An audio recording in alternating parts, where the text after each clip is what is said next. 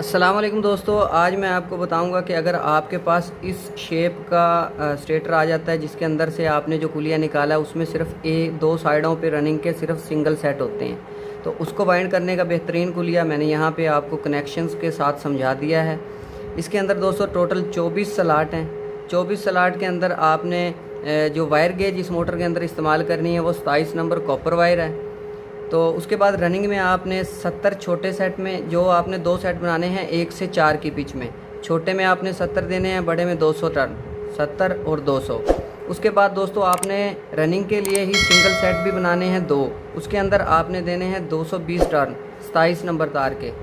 Running हमारी मुकम्मल हो गई। उसके बाद आपने स्टार्टिंग के लिए 1 से 4 की पिच में 4 सेट बनाने हैं, जिसके अंदर आप देंगे स्टार्टिंग में छोटे सेट में 120 टर्न और बड़े में 150, 120 और 150, छोटे में 120, बड़े में 150।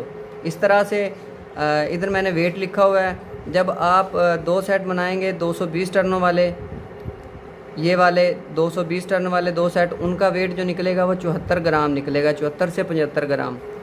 और उसके बाद जो आपने सेट बनाने हैं 70 से 200 टर्न देने हैं, 70 और 200, उसका वेट निकलेगा 88 ग्राम।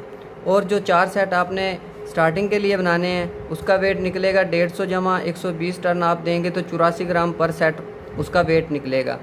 आपने 660 ग्राम टोटल वायर 27 नंबर इसके अंदर इस्तेमाल करनी है। वीडियो को लाइक ज़रूर किया करें दोस्तों, ताकि मेरी हौसला अफजाई हो, और दोस्तों के साथ शेयर करें ताकि वो भी, ये कंपनी का कुलिया है, इसके तहत मोटर को बाइंड करेंगे, स्पीड बहुत अच्छी आती है। दोस्तों कोर का साइज़ शायद मैंने आपको ना बताया हो, तो इसकी कोर की जो मोटाई है वो 1.5 इंच है और इसका इनर डाया 6 सेंटीमीटर है। Thanks for watching. अल्लाह हाफिज़।